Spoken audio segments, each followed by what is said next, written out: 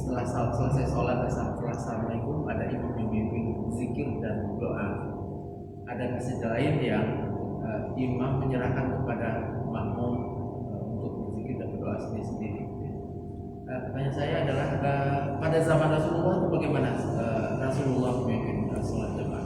Gimana zaman Nabi praktek sholat berjamaah itu?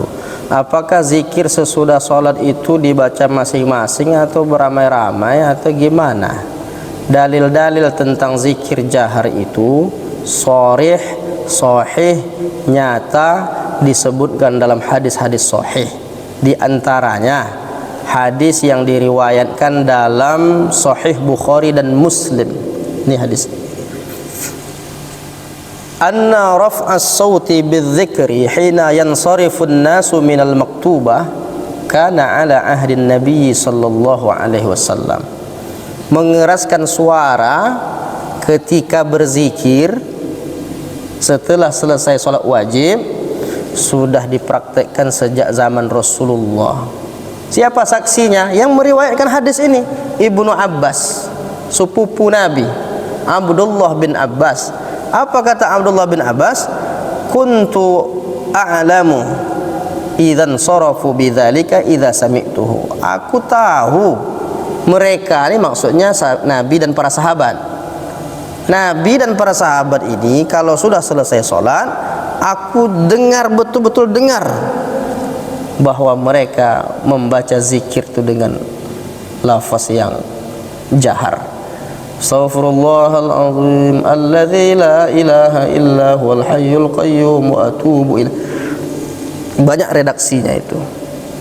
Nah, itu pertama. Yang kedua, hadis riwayat Muslim diriwayatkan dari Abdullah bin Zubair.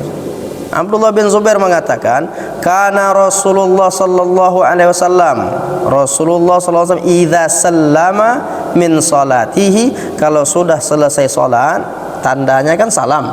Selesai salam, Nabi berzikir bi sautihil a'la, dengan suara yang keras, suara yang tinggi. Di antara zikir Nabi, la ilaha illallah wahdahu la syarikalah, lahul mulku wa lahul hamdu wa huwa ala kulli syai'in qadir. Redaksinya kan banyak. Nah, di antaranya ini yang agak panjang. Nah, itu dalil-dalil Nabi melafazkan zikir dengan nada zikir jahar. Kemudian yang menarik lagi seperti yang diriwayatkan dari Muawiyah.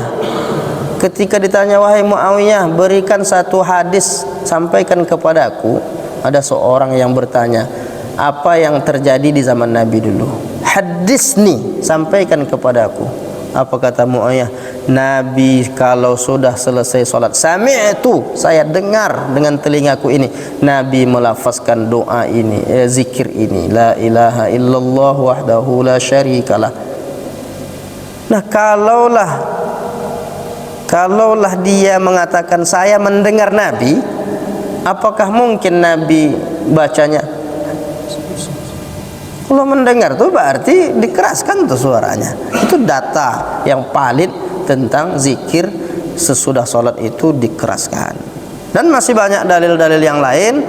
Kalau mau kita lihat penjelasan ulama, zikir jahar nih Hanafi membolehkan. Kalau kita lihat mazhab Hanafi, qauluhu la ba'sa lil imam ayil muqtadin, tidak mengapa bagi imam dan makmumnya setelah selesai sholat membiasakan membaca zikir ma'a jama'atihi, bersama jamaahnya, seperti membaca ayat kursi, akhir surah Al-Baqarah dan lain-lainnya. Mazhab Maliki juga begitu, tidak mengapa mengeraskan suara bagi penjaga pantai. Itu maksudnya orang yang menjaga perbatasan kaum muslimin, baik malam maupun siang hari, karena hal tersebut tanda bagi. Begitu juga dengan takbir hari raya, talbiyah, itu kan zikir jamaah semua tuh. Allahu akbar, Allah, itu zikir jamaah.